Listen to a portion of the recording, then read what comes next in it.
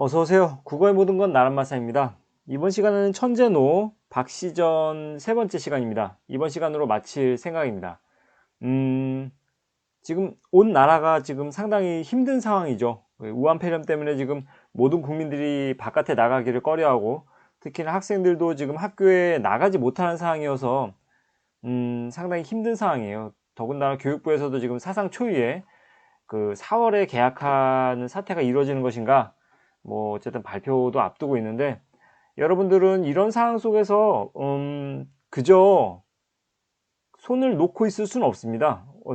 어찌되든 간에 이게 유튜브를 통해서든 아니면 어쨌든 학교에서 마련한 어떤 온라인 학습 지원을 통해서든 꼭 공부를 게을리해서는 안 됩니다. 이 상황이 힘든 시간이지만 어찌 보면 더 큰 기회가 될 수가 있거든요. 그래서 다른 친구들이 게을리 할 수 있을지언정 나만큼은 그래도 절대 게을리하지 않고 열심히 그래도 기본적으로 우리가 배워야 될 부분에 대해서 확실히 배우고 나아가겠다 라고 하는 어떤 의지만 갖고 있다면 여러분들은 분명 더 발전된 어떤 실력 향상을 이루는데 좋은 기회가 되지 않을까 생각을 하고요. 빨리 지금 이 우한폐렴 사태가 나아졌으면 좋겠어요. 네, 되게 오랜 시간 동안 힘들어지고 있는데 어쨌든 여러분들 화이팅입니다. 자, 그러면 바로 강의 들어가 보도록 하겠습니다. 저번 시간에 이루어졌었던 내용은 무엇이었냐면 용골대가 상당히 분노에 가득 찬 상황이었었죠. 그러니까 우리는 분명 조선의 항소를 받았음에도 불구하고 내 동생이 어떤 여자한테 죽었다는 말을 듣고 상당히 분노를 금치 못합니다. 그래서 피화당, 그러니까 그 개화라 그 다음에 그 박씨가 있는 그 거처하는 곳에 당도한 상황인 거죠. 근데 그 앞에 지략가인 누구였죠? 지략가 도원수 한유가 막았습니다. 막으면서 들어가지 마십시오. 큰일 날 것 같습니다. 뭔가 지금 분위기가 석연치 않고 뭔가 되게 위험한 어떤 우리를 압도하는 어떤 분위기가 느껴집니다. 여기 들어가면 큰일 날 것 같습니다. 라고 얘기했죠. 그죠? 그러면서 도원수 한유가 분을 참지 못한 채 힘만 믿고 저런 험한 곳에 들어갔다간 큰일 납니다. 그러니까 잠깐 진정하고 제주 살펴봅시다. 그러니까 용골대가 그 도대체 뭐라고 그게 우리는 항복까지 받았는데 뭐가 두려워서 겁을 내겠습니까? 그러니까 한유가 이 사람 뭘 잘 모르네 하면서 용골대 돌아보는 겁니다. 비록 억만대병을 몰아간다 하더라도 그 안은 감히 엿보지 못하고 하나도 살아 돌아올 수가 없을 것이다. 이렇게 저 험한 곳에 홀로 들어오자니 어찌 살길 바라겠느냐. 그토록 참 보는 눈이 부족한데 어찌 나를 대장 노릇을 하겠소이까? 라고 약간 꾸짖는 듯한 말투를 해요. 머스케지 용골대가 감히 편에 들어가지 못하고 군사를 다쳤는데 나무를 둘러싸 불을 놓아라 공격 시작한 거죠. 용골대 명령에 군사들은 불을 놓기 위해 집을 에워쌌는데 자 여기서부터 등장하죠. 그러자 갑자기 조금 두껍게 할게요.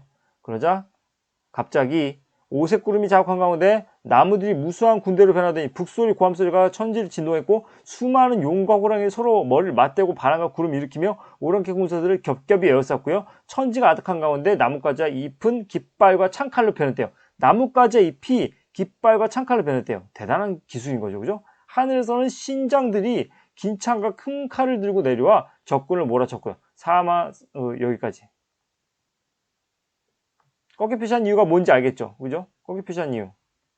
뭔가 되게 신기한 일이 발생했죠. 기이한 어떤, 그죠? 이걸 정기성이라 하죠. 고전소설의 특징, 정기성입니다. 그러면서 삼의 울음소리가 낭자하여 산천이 무너지는 듯 했고요. 오랑캐 군사들은 신장의 호령 소리에 넋을 잃고 허둥거리다가 밟혀 죽는 자가 그 수를 알 수 없을 정도였다. 뭐 이렇게 나와 있습니다. 이 부분에서 여러분들이 체크하고 넘어가야 될 부분은 바로 이겁니다. 이 내용이 사실인가요? 역사적으로 있었던 사실인가요? 아니죠. 이것의 정반대였죠. 우리는 아주 굴욕적인 패배를 당했습니다. 그죠? 아주 처절하게 짓밟히고 많은 사람들이 끌려가고 했지만 이게 사실과 다른 어떤 허구적 요소가 삽입이 되었습니다. 왜 역사적 사실과 다른 허구적 요소가 여기에 들어가 있을까? 그 이유는 간단합니다. 무엇 때문에? 이 단어만 기억하세요. 통쾌. 알겠습니까? 이게 아니면 뭐 후련도 괜찮아요. 비슷한 맥락이니까요. 누구에게? 당대의 독자들에게 통쾌함을 선사하기 위해서죠. 알겠죠? 통쾌함을. 그래, 우리 민족이 이렇게 오랑캐들 짓밟아야지, 그래야지 후련하단 말이야 라고 생각하게끔 만들기 위해서 이런 내용이 들어간 겁니다. 그러니까 실제 사실은, 역사적 사실은 우리가 정말 피 철철 흘리면서 처절한 패배를 당했을지언정 문학 속에서나마 그걸 뒤집고 싶은 거예요. 뒤집으면서 정말 마음속에서 후련하고 싶은 거죠. 그래 이런 거야, 바로 이런 거야, 이렇게 느끼게끔. 알겠죠? 그래서 역사적 사실과 정반대 허구적 요소를 삽입한 데는 이유가 있다. 왜? 통쾌함을 선사하기 위해서입니다. 통쾌하다, 아주 속이 후련하다. 알겠죠? 그래서 당황 용골 때는 급히 군사 뒤로 몰렸고 그제서야 하늘이 맑아지면서 살벌한 소리가 그치고 신장들이 사라졌습니다. 또 다시 오랑캐 장수와 군사들이 정신을 수습하여 칼 들고 쳐들려고 하자, 그러자 또 이번에는 맑은 날이 또, 그죠? 정기성이죠? 순식간에 다시 어두워지며 구름과 안개 자욱하죠. 지척, 코앞을 분간하지 못할 지경이 되었다. 역시 전기성, 그리고 박씨의 뭐라고? 능력. 어떤 능력이요? 비범이요. 비범한 능력. 뭐 위에도 마찬가지로 전기성, 박씨의 비범한 능력, 이렇게 쓰면 됩니다. 됐죠? 네. 그 다음 페이지. 자, 이때 나무 사이로 한 여자 나타나는데요. 어리석은 용골대야, 네 동생 용골대가 내 칼에 놀란 혼이 되었는데 너까지 내 칼을 주고 싶어서 이렇게 찾았느냐? 개화죠, 개화. 자, 개화가 이런 식으로 얘기를 하는 데는 이유가 있습니다. 이건 어떤 의도라고 생각합니까? 이렇게 막 놀리는 건, 골리는 건 어떤 갈등, 대립의 상태에서 상대방을 이렇게 골리는 것은 도발이라고 볼 수 있겠죠. 간단히 말하자면. 그 도발에 참을 수가 없는 거죠. 그러니까 대체 어떤 계집이 감히 장부를 희롱하느냐? 이 말인즉슨 풀어 말하자면 계집은 감히 장부를 희롱하면 된다, 안 된다? 안 된다. 이게 무엇을 반영하냐? 위에다 쓸게요. 여성을 무시하던 남성 중심 사회의 가치관이 드러난다. 어떤 계집이 감히 남자를, 사내대장부를 희롱하느냐? 말도 안 되지. 이렇게 생각하는 거죠. 예.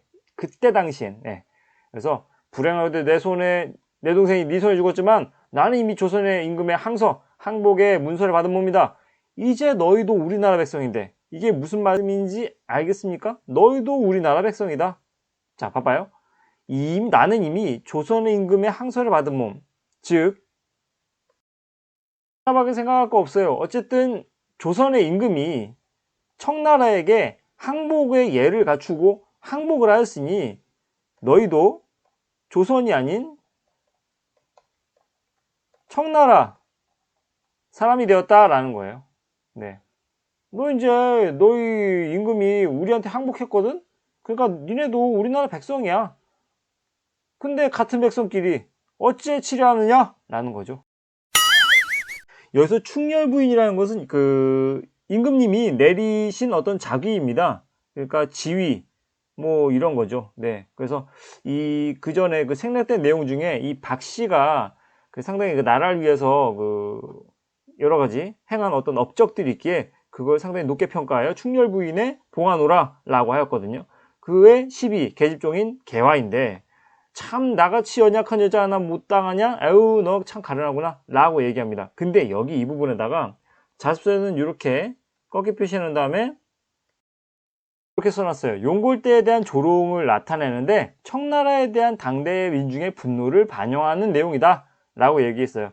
근데 사실 딱 이 부분만 그렇다고 볼 수는 없는 게 이렇게 그 개화가 전체적으로 희롱하는 부분 있잖아요. 어리석은 용골대 이런 부분도 사실 이렇게 도발하는 부분도 사실 다 청나라에 대한 당대 민중의 분노가 반영되어 있는 거죠. 그죠? 그렇습니다. 용골대는 끓은 화 참지 못하고 어쨌든 화살을 쏘았는데 근데 하지만 여기 또 개화를 마치기는커녕 예니고 걸음의 앞에가 떨어져 가 버렸다. 이것도 전기성. 그쵸? 전기성이라고 쓸게요. 어쨌든 용골대가 다시 군사 몰아쳤고요. 한꺼번에 화살 쏴라 라고 했는데 앞다투 화살 썼지만 역시 하나도 맞지 못했다. 전기성. 그죠? 이것도 전기성. 어쨌든 이렇게 용골대는 황급히 김자점을 불렀다. 와, 김자점 이 사람 나왔어요.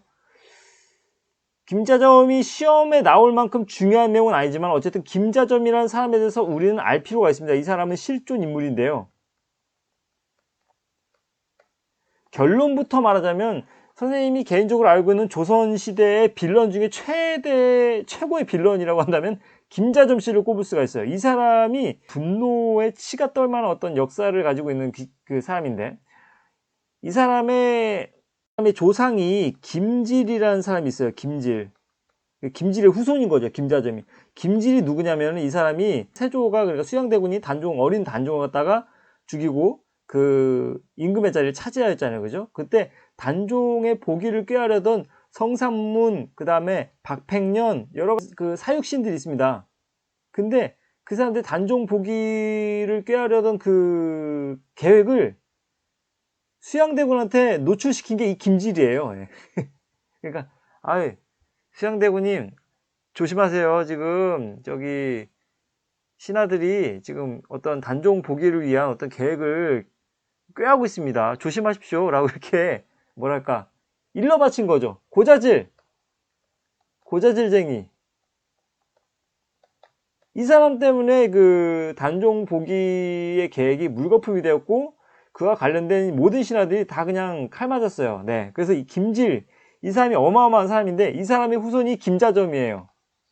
그게 뭐가 중요하냐라고 생각할 수 있겠는데, 김자점이 왜 여기서 악역으로 등장하냐면, 병자호란 때 청나라가 이 남쪽으로 진격을 하는데, 그것을 막아야 될 역할을 한 사람이 김자점인데, 그걸 막지 않고 강 건너 불구경하듯이 그냥 이렇게 보내준 사람이 김자점입니다. 네. 그래서 그 김자점 한 명 검색하면 나온 내용 그대로 읽어주냐면 요런 식의 이 잘못을 저질렀어요. 서북 쪽을 방어하는 책임자 도원수인데도 불구하고 임진강 이북에서 청군이 이제 청나라 군사 오랑캐들이 쳐들어오는데 그것을 전투를 해야 되는데 전투를 회피하고 적군에 급속한 남하를 방관하였다. 방관, 그저 지켜보기만 했다는 거죠.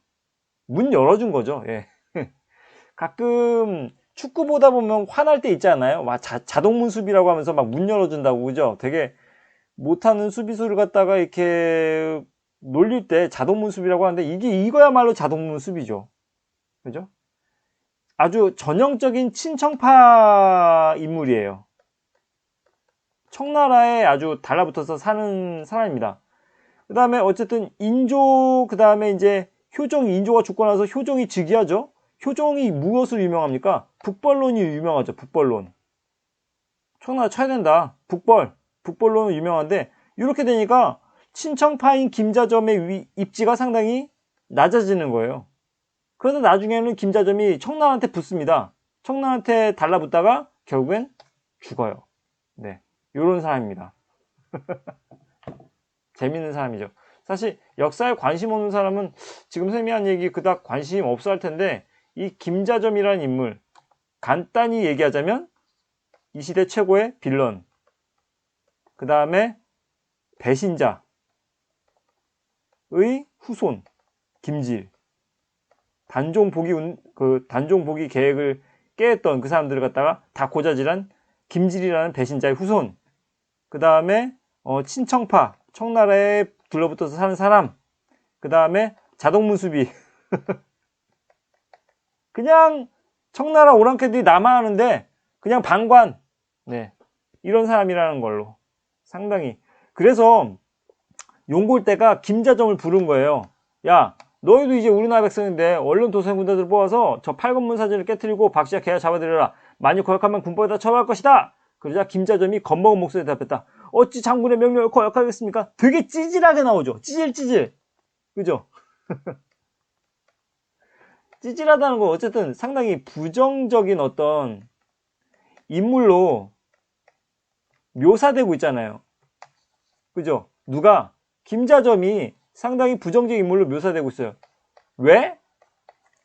그때 당시에 자동무수비 때문에 그렇죠. 그죠?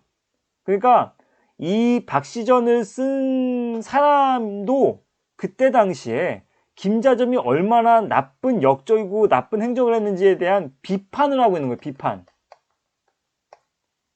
그래서 김자점을 아주 그 되게 찌질한 역할로 그 청나라 군사의 용골대의 앞잡이로 이렇게 김자점이라는 실존 인물을 갖다가 배치시킨 겁니다. 무슨 말인지 알겠죠? 이 김자점이라는 인물이 괜히 부정적 인물로 묘사되는 게 아니에요. 그때 당시에 실제로 자동 문수를 했기 때문에 청나라 오랑캐들이 아주 쉽게 남하하였고 우리나라가 완전히 욕을 보았죠. 그죠? 그래서 김자점 때문이야! 라는 어떤 분위기가 있었겠지. 그래서 그때 당시에 욕을 엄청 많이 먹는 그 시대 최고의 빌런인 김자점은 이렇게 부정적 인물로 소설 속에서 묘사되더라 라고 생각하면 돼요. 알겠죠? 그 다음에 김자점은 급히 군사를 모아서 대포 한 방 쐈어요. 이 조선인이라는 사람이 그죠? 박씨를 갖다가 공격한다는 게 말이 되냐고요. 그죠? 팔굽문 사진을 에워쌌다. 그런데 갑자기 그 진이 변하여 100여개 되는 늪이 됐고요. 갑작스러운 일에 당하던 용골대가 꾀를 내어 군사들에게 팔문진 사면의 못을 파괴한 뒤 화약을 묻게 하였다. 그래서 말이 안 되는 것들 다 이거 정기성이에요. 박씨 부인이 나왔습니다. 이때까지는 그러니까 개화가 나왔는데 이제 박씨가 나와서 이 부분 박씨 부인이 옥으로 된 발을 걷고 나와 손에 옥화선을 쥐고 불을 향해 붙였다. 그러자 갑자기 큰 바람이 불면서 불기운이 오히려 오랑캐 진영을 덮쳤다. 기니까 꺾기 표시를 할게요. 차라리. 네. 이렇게 오랑캐 장졸들이 불꽃 한가운데서 천지를 분별하지 못한 채 넋을 잃고 허둥거리다가 무수히 짓밟혀 죽었다. 자, 어떻습니까? 이 글을 읽는 조선인들이 우리 민족, 우리 백성들의 입장에서는 상당히 이 부분이 통쾌하겠죠? 재밌겠죠? 그죠? 자, 이 부분, 꺾기 표시한 부분에 뭐라고 쓰냐면, 고전서의 정기성, 그 병자호란의 치욕을 문학적으로 보상. 요거는 사실 요게 정기성이라고 볼 수 없으니까 여기까지. 여기부터 이렇게 할게요. 여기 부분은 뭐 박씨 부인의 영적 면모라고 자서에 써 있어요. 네, 근데 그닥 중요한 것 같지 않은데 어쨌든 여기 이 부분이 꺾기 표시하고 고전서의 정기성, 병자호란의 치욕을 문학적으로 보상한다 라고 얘기했죠. 계속 중원본 했던 내용이니까 굳이 더 부연 설명은 하지 않겠습니다. 자, 그 다음에 용골대가 급히 물러나면서 이렇게 얘기합니다. 한 번의 싸움에 이겨서 항복을 받으니 이것은 사실이죠. 역사적 사실입니다. 팩트죠. 이미 큰 공세였건을 부질없이 조그만 계집을 시험하다가 장졸들만 다 죽이게 되었구나. 이런 절통하고 분한 일이 어디 있단 말인가? 그럼 여기까지만 할까요? 네. 장졸들만 다 죽이게 되었구나. 이건 뭐야? 이게 바로 허구죠. 그래서 그 배운 포인트에 언급했지만 사실과 허구를 구별해야 됩니다. 사실 이거 구별 못하는 친구들은 없을 거예요. 그죠? 우리가 처절하게 패배한 사실은 정말 부인할 수가 없는 부분이기 때문에 이걸 다 알고 있기 때문에 병자호란 때 그 다음에 여기서 조그만 계집을 시험하다가 장졸들 죽인 건 허구적 내용이 담겨 있다. 왜? 문학적으로 보상받기 위해서 치욕을. 그죠? 자, 그 다음에 왕비와 세자, 대군을 모시고 장 안에 재물과 미녀를 거두어 돌아갈 채비를 꾸렸다. 누가? 용골대가. 사실 청나라 군사들이 이렇게 이런 사람들을 데리고 간 것은 볼모죠. 볼모로. 볼모가 뭐냐면 어쨌든 협박하기 위한 어떤 수단인 거죠. 왕비와 세자와 대군, 그러니까 우리나라에게 있어서 중요한 어떤 인물들을 데려간 다음에 니네 우리 말 안 들어? 그러면 얘네 죽인다? 이런 식으로 협박하기 위한 어떤 수단이죠. 그 수단으로 왕비, 세자, 대군을 데리고 가는 겁니다. 그리고 재물, 뭐 돈 되니까요. 미녀도 뭐 일시키기 위해서 여러 가지 이렇게 데려가는데 그때 사람들의 울음소리가 장을 진동했다. 이거는 사실이었겠죠. 그죠? 다음 페이지. 그때 못 데려가게 막습니다. 박씨가 계열시켜서 용골대 소리치는데 무지한 오랑캐 놈들아 내 말 들어라. 그러니까 박씨가 직접 얘기한 게 아니라 계열시켜서 얘기합니다. 조선의 운수가 사나워 은혜도 모르는 너에게 패배를 당했지만 왕비는 데려가지 못한다. 왕비 모셔와라. 그러니까 용골대가 가소롭구나. 우린 조선왕의 항서를 받았다. 항복을 받았다. 그러니까 드라곤 말고 우리 마음이다. 입 밖에 내지 마라. 그러니까 너희 뜻이 진짜로 그렇다면 내 재주를 한번 보여주겠다 하면서 개화가 줌을 외자 문득 여기 또 나오죠. 개화가 줌을 외자 문득 공중에서 두 줄기 무지개 일하면서 모진 비가 천지를 뒤덮을 듯 쏟아지고 얼음이 얼고 흰 눈이 날리니 말발굽이 땅에 붙어 한 걸음 옮기지 못하게 되었고 그제야 용골대는 사태가 예사롭지 않음을 깨달았다. 역시 이것은 전기성. 이쯤 되면은 개화도 도수를 부릴 줄 안다고 생각하면 되겠죠. 그죠? 그렇잖아요? 분명 박씨가 도수를 부린 것 같기도 한데 개화가 주문을 외니까 이렇게 됐어요. 그러니까 개화가 도수를 부릴 줄 아는지 못하는지 확실치는 않으나 이 문맥으로 미뤄 짐작한데 개화 또한 도수를 부릴 줄 아는 인물임을 짐작할 수가 있어요. 그죠? 이게 확실치 않아서인지 자습서에서는 뭐 박씨의 비범한 능력이라고 쓰진 않습니다. 그저 고전소설의 정기성이라는 필기만 되어 있지 박씨의 비범한 능력이라고 써있진 않아요. 그렇다고 여기다가 개화의 비범한 능력이라고 써있기도 모호한 듯이 그냥 이 부분은 담겨있지 않고 오로지 고전소설의 정기성이라고만 써있어요. 근데 개화가 주문 외자라는 걸로 봐서는 개화가 돛을 쓸 수 있는 것 같아요. 그렇지 않나요? 자, 그 다음에 당초 우리 왕비께서 분부하시기를 장안에 신인 뭔가 신기한 능력을 가진 그 사람이 있을 것이니 그 20에게 후원 20에게 뒷뜰을 갖다가 침범하지 말라라고 했는데 그게 틀린 말이 아니었구나. 아, 우리 왕비님의 말을 들을 걸 이라고 얘기하는 겁니다. 사실 중간 생략된 부분에 청나라의 왕비가 예언을 했어요. 20에게 집 후원은 절대 침범하지 말아라. 왜냐면 거기엔 무서운 사람이 살고 있다라고 했는데 그걸 무시하고 용울대가 쳐들어가서 목이 댕강 날아간 거고 그 다음에 용골대는 지금 이렇게 혼이 나는 겁니다. 그래서 우리 왕비님 하신 말씀이 허투루 하신 말씀이 아니구나 그 말이에요. 지금이라도 박씨에게 빌어서 무사히 돌아가는 편이 낫겠구나 라고 얘기하는 겁니다. 페이지 볼게요. 용골대가 갑옷을 벗고 창칼을 버린 뒤에 무릎을 꿇고 애걸을 했습니다. 허구죠.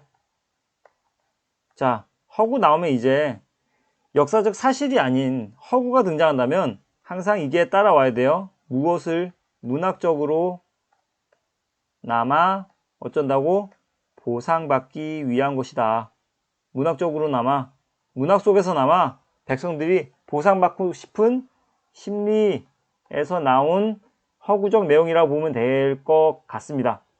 소장이 천하를 두루다니지만 지금까지 무릎을 꿇은 적 한 번도 없습니다. 이제 부인 앞에 무릎을 꿇어 비나이다. 부인의 명대로 왕비는 모셔가지 않을 것이니 부디 길을 열어 무사히 돌아가게 해주십시오. 라고 애원하죠. 여기에서 통쾌함을 느낀다는 거죠. 통쾌함. 자서는 이렇게 써있어요. 통쾌함을 느끼는 부분. 요게 어쨌든 다 허구죠. 사실. 그죠? 무수 예언하자 박씨가 발을 걷고 나왔다. 그 발이 뭔지 한번 검색해보면 알 것 같아요. 지금 이렇게 옛날에 중국집 같은데 이렇게 줄에다가 구슬 깨가지고 이렇게 만든 게 발인데 그걸 걷고 나왔어요. 원래 너희 씨도 남기지 않고 모두 죽이려 했다. 하지만 내가 사람 목숨 죽이는 걸 좋아하지 않게 용서하는 것이다. 자, 그 다음에 너희가 네 말대로 왕비는 모셔가지 마라. 그 다음에 너희가 부득이 세자 대군을 모셔간다면 그 또한 하늘의 뜻이기에 거역하지 못하였구나. 하늘 나왔어요. 하늘 나왔으면 뭐다? 운명론적. 그죠? 운명론적 세계관이 또 등장하고 있습니다. 이분, 그죠? 운명론적 세계관 참 좋아하시는 분이잖아요. 하늘 나오면 바로 그냥 기계처럼 나와야 됩니다. 부디 조심하여 모셔가라. 근데 사실, 만약에, 요런 식의 내용 전개가 영화로 만들어졌다면은 요즘의 관객들은 되게 이것을 괴이하게 여길 거예요. 왜 세자 대군 왜 모셔가게 둬? 아니, 그렇게 혼쭐 내줄 수 있고, 강한 힘을 가졌으면, 그죠? 왜 얘네들 보내주고, 그냥 얘네들도 그냥 다 구하면 되잖아.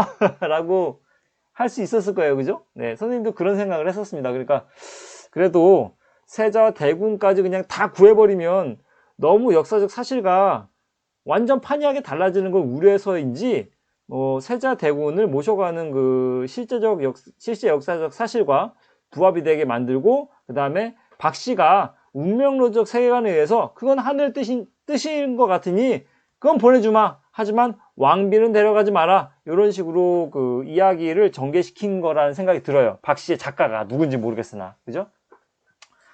그래, 세자대군 모셔간다면 모셔가라. 하지만 부디 조심해서 모셔가라.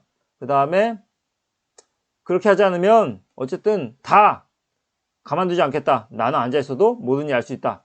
명심해라! 라고 하니까 오랑캐 병사들은 머리를 조아리고 용골 땐 다시 예언했다. 이것도 그러니까 허구라면 허구죠. 예, 허구예요, 허구.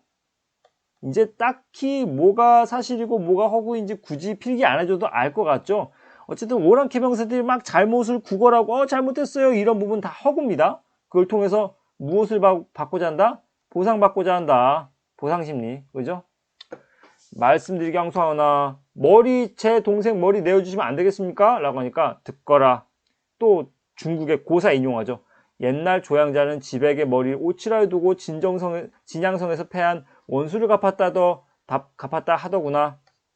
그죠? 중국 고사 또 인용했어요. 우리도 용골대 머리 내어주지 않고 남한선에서 패한 붐을 조금이라도 풀 것이다. 아무리 애걸해도 그렇게는 못하겠다. 라고 합니다. 다음 페이지. 이말도 용골대는 어쨌든 머리를 보고 통곡할 수밖에 없다. 요것도 보상심리. 따로 쓰지 않겠습니다. 어쨌든 행군하려 하는데 박씨가 다시 용골대 불렀다. 너희들이 그냥 가기 섭섭하다니 의주로 가서 경업장군을 뵙고 가라.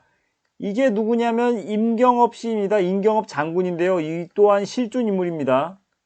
상당히 유명한 장수입니다. 검색하면 나와요. 예. 유명한 장군인데 빌런이 아니고 이거는 상당히 존경받을 만한 아주 대단한 인물인 거죠. 그래서 이렇게 임경업 장군을 뵙고 가라는 데는 어떤 이유가 있습니다. 그러니까 임경업 장군과 그 싸움을 붙이려는 거죠. 그러니까 어쨌든 청나라 군사들이 임경업 장군한테 많이 몰살당하기를 바라는 마음에 임경업 장군을 뵙고 가라 라고 하는 거죠. 그때 용골대는 이미 임금의 항서를 받았는데 아무리 임경업이라도 우리를 건드리겠느냐. 임금이 이미 항복했다. 그러니까 우리 못 건드릴걸? 라고 생각하면서 하직인사했고요. 그러면서 금은 장졸들에게 나눠주고 세자 대군 데리고 잡혀가는 부인들을 하늘 우러러 통곡하며 울부짖었다. 그때 당시에 지금도 그럴 거예요. 사실 전쟁의 가장 큰 피해자는 어린 아이와 여성들입니다. 네. 그래서 여성들이 많이 붙잡혀 갔어요. 가서 여러 가지 정말 노비로 살아가거나 아니면 하여튼 여러 가지로 많이 당하죠. 그죠? 그런 것에 대한 어떤 서름이 있습니다. 될 것 같아요. 자수는 이렇게 나와 있습니다. 전쟁으로 인한 여성들의 피해를 보여주는 문장이라 볼 수 있겠죠. 그래서 끌려간 여성들이 이렇게 얘기하는 거예요. 박씨 부인은 무슨 재주로 화를 면하고 고국에 안전하게 있으며 우리는 무슨 죄로 말리타국에 머나먼 저 다른 나라에 잡혀가는가? 이제 가면 상가 죽음을 기약할 수 없을 것인데 어느 때 우리 조선을 갖다가 다시 볼 수 있겠느냐? 박씨는 땅바닥을 치며 통곡하는 부인을 달랬는데 여러 부인은 슬픔을 진정하고 내 말 들으십시오. 세상 사는 고진감래요 흥진비례랍니다. 쓴 것이다 하면 단 것이 오고 즐거운 일이다 하면 슬픈 일이 닥쳐옵니다. 그러니까 기쁜 일 있으면 슬픈 일 있고 슬픈 일 있으면 기쁜 일 있다 이 말이죠.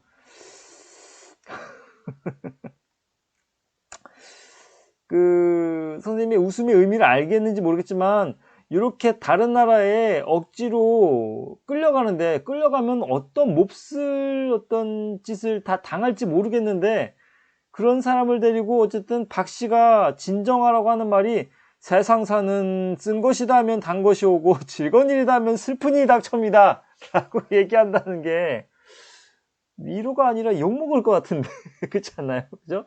어쨌든 너무 서러워하지 마시고 평안히 가 계시면 3년 후에 우리 세자와 대군 그리고 그대들을 데려올 사람들이 있을 것입니다. 아무쪼록 슬퍼하지 말고 몸송이 지내다 3년 뒤에 무사히 돌아오도록 하십시오 라고 얘기합니다. 여기서 이 부분 몸송이 지내다가 3년 뒤 무사히 돌아오도록 하십시오. 이 부분은 당시 민중의 소망을 반영했다더라. 네. 그 다음에 모든 부인이 울면서 오랑캐 뒤를 따라갔는데 부인들의 슬프고 애틋한 모습은 차마 눈 뜨고 못 볼 지경이었다. 바로 이것이 편집자적 논평, 서술자의 개입이라고 보면 됩니다. 그러니까 이 이야기의 내용을 말해주던 서술자가 자신의 감정을 드러내든지 자신의 의견을 이 내용에 대한 의견을 갖다가 여기에다 집어넣거든요. 부인들의 슬프고 애틋한 모습은 차마 눈 뜨고 못 볼 지경이었다. 누가 차마 눈 뜨고 못 볼 지경이었다는 거야? 누구나 봐도 차마 눈 뜨고 못 볼 지경이라는 어떤 편집자적 논평, 서술자의 의견을 독자에게 말해주는 것이죠. 그래서 이렇게 서술자가 직접 개입하여 서술을 했습니다. 자신의 어떤 의견을 직접 개입하여, 이야기에 직접 개입하여 의견을 여기다가 담아두었죠. 용굴 때는 포로와 군사관을 들고 의양양의 의주를 나왔고요. 북소리와 함성소리에 천지가 들리고 드날리 깃발과 이렇게. 그 다음에 임경업 장군하고 용골대가 맞닥뜨리죠. 그 다음에 엄청나게 다 죽입니다. 근데 이게 박씨의 계략에 빠져든 것을 알고 용골대는 군사를 뒤로 물렸는데 이렇게 말합니다. 말한다기보단 경업이 용골대를 치료하자 용골대가 황급하게 야 이거 봐 이거 당신네 왕이 나한테 준 항복의 문서란 말이지. 근데 지금 네가 나를 갖다 목을 치면 뭐가 되는 거야? 어명을 어기는 거야. 그지? 니네 임금이 나한테 말이야 우리 조선은 청나라에게 항복하겠소이다 라고 문서를 줬단 말이야. 근데 네가 내 목을 치면 어떻게 되겠어? 임금님을 배신하는 거 아니야? 라고 하면서 이런 식으로 얘기하면서 이렇게 항서를 갖다 건넨 거겠죠. 그러니 임경업은 칼을 땅에 던지고 대성통곡을 한 거죠. 죽이고 싶어도 죽일 수가 없다 그거예요. 그죠? 그래서 슬프다. 조정에 소인이 있어. 나라를 망하게 했구나. 요 소인은 누구일까? 말했죠. 조선 최고의 빌런 누구? 김자점. 하늘은 어찌리도 무심한가? 라고 얘기합니다. 그래서 소인이라는 것은 작을 소자를 쓴 건데, 그러니까 간사한 사람이라고 생각하면 돼요. 간신배 김자점 씨, 그죠? 통곡을 하다가 분함 이기지 못하여 칼을 들고 적지원 달려들어갔다. 네 나라가 지금까지 태어난 것이 모두 나의 민줄 모르느냐? 이 오랑캐들아. 그러면서 이렇게 얘기합니다. 너희가 하늘의 뜻을 어기고 우리나라에 들어와 이같이 악행을 저지르니 마땅히 씨도 남기지 말고 없애버려야 할 것이다 라는 걸로 보아 이렇게 청나라에 대한 당시 민중들의 분노와 적개심을 반영하는 부분이다 라고 생각하면 될 것 같고요. 그 다음에 또 하지만 우리나라의 운수가 불행하여 그렇게 된 일이고, 그러니까 다시 말하자면 전쟁의 패배를 무엇으로 생각하는 겁니까? 운명으로 생각하는 것이죠. 그럼 선생님 이건 운명론적 세계관이라고 봐도 되나요? 그래도 될 것 같아요. 어쨌든 운명이 그러하여 우리나라 운수가 불행하여 운명이 그렇다는 거죠. 그래서 패배한 것이다 라고 운명론적 세계관을 얘기하는 것 같아요. 또 왕의 명령을 거역할 수 없으니 부득이 살려보낼 수밖에 없구나. 세자대군을 평안히 모시고 돌아가도록 하라 라고 얘기합니다. 그러고 나서 오랑캐 장수들은 본국으로 돌아갔다더라 라고 얘기합니다. 자 보세요. 뒷부분의 줄거리에서 여러분들이 끝까지 또 참고해서 볼 게 있습니다. 조정으로 돌아온 임금은 동쪽을 지켜 적의 침입에 대비하라는 박씨의 말을 듣지 않은 것을 크게 뉘우친다. 임금은 박씨의 말을 듣지 않은 것을 크게 뉘우친다 라고 하는 거죠. 자 여기서 무엇을 얘기하는 거냐면 이 여성인 박씨의 말을 듣지 않은 것을 크게 잘못했다고 생각하는 것이죠. 병자호란의 패배의 원인은 어디에 있다? 조정에 있음을 암시하는 거죠. 조정의 패배의 원인이 있다는 것은 다시 말하자면 남성 지배 계층에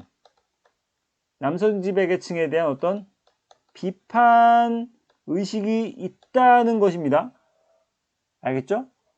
여기다가 좀 더 그럴싸하게 말 붙여주려면 여기다가 무엇을 붙여줘야 되냐면 무능력한 남성 지배 계층에 대한 비판의식이 담겨있다고 봐야 돼요. 앞서는 이렇게 써있거든요. 여성을 업신여겼던 남성중심 사회에 대한 비판적 의식이 담겨있다. 비판적 인식? 예, 그게 담겨있다고 볼 수 있는데 선생님은 이렇게 보고 싶어요. 어쨌든 무능력한 남성들을 비판하고자 하는 의식이 있다는 거죠. 알겠죠? 무능력한 남성들이 다 지배계층이야. 지배계층에 있는 사람들이 모두 남성인데 걔네들이 다 무능력해. 그래서 이렇게 병자호란에 패배라는 어떤 참혹한 결과를 가져오게 됐어요. 여자의 말을 듣지 않아서, 여성인 박 씨의 말을 듣지 않게 되어서, 여성을 업신여겼기 때문에 그런 무능력했던 남성 지배계층에 대한 비판의식이 짙게 깔려있다라고 생각하면 돼요. 중요한 내용입니다. 알겠죠? 그러면서 박 씨에게 네 말 듣지 않아서 참 미안하다 하면서 박 씨에게 정렬 부인의 칭호를 내립니다. 또 자기를 내리죠. 그러면서 박 씨의 덕행은 온날에 울려 퍼지고 박 씨는 20액과 함께 행복한 여생을 누립니다. 행복한 결말이 나오죠. 행복한 결말이라는 것은 이것 또한 고전소설의 특징입니다. 권선징악. 네, 항상 그 나쁜 놈은 정말 크게 징벌을 당하고 착한 사람은 행복한 결말을 이루는 권선징악의 특징이 있습니다. 그래서 고전소설의 특징, 행복한 결말 여기 또 등장하면서 끝납니다. 자, 그럼 마지막으로 정리하면서 끝내볼게요. 말이지만 중요한 내용이니까 다시 한번 반복하고자 합니다. 창작 의도가 무엇이냐? 병자호란에 치역을 씹고자 한다. 자존심 회복이 되는데 어쨌든 문학 속에서나마 보상을 받고자 한다 라는 것과 같은 맥락의 내용입니다. 두 번째, 여성 영웅의 활약. 왜 하필 남성 영웅이 아닌 여성 영웅이냐? 거기엔 의도가 있다고 그러죠. 남성들에게 억눌린 여성들을 대리만족시키기 위함이다.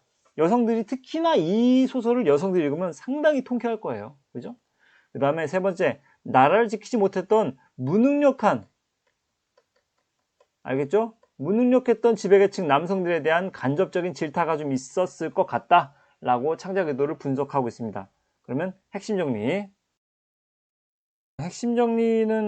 그냥 앞서 고전소설이다, 역사소설이다, 군담소설이다 이런 얘기는 했기 때문에 그냥 넘어가는데 특징 중에 하나 언급하지 않은 내용이 있는 것 같아서 요거 하나는 언급하고 그냥 그 다음에 강의 끝낼게요. 일단 박 씨라는 주인공은 자소서에 나온 내용입니다. 박 씨라는 주인공은 일단은 허구죠. 하지만 이시백이라든지 그 다음에 용골대라든지 임경업이라든지 김자점이라든지 여러 실존 인물들이 등장했죠. 허구와 실존 인물이 플러스 된다는 것은 사실 역사소설 속에서는 무엇을 높이기 위한 거냐면 사실감을 높이기 위함이에요. 실존 인물이 빠지고 만약에 허구만 100%로 채워진다면 그것은 사실감이 떨어지겠죠. 그죠? 하지만 허구와 실존 인물이 합침으로 해서 사실감이 올라갑니다. 알겠죠? 실존 인물이 등장하기 때문에 와 진짜 그랬던 것만 같아 라고 사실감을 높여주기 위한 의도로서 실존 인물을 등장시켰다는 거. 임경업, 그 다음에 이시백, 그 다음에 김자점 이런 인물들 용골대 실존 인물 첨가시킨 이유 알겠죠? 자, 그러면 강의 여기까지 하도록 하겠습니다. 길고 긴 여정이었습니다. 여러분들 강의 끝까지 들어줘서 감사합니다. 더 좋은 강의로 돌아오도록 하겠습니다. 도움이 됐다면 구독과 좋아요 부탁드립니다. 감사합니다.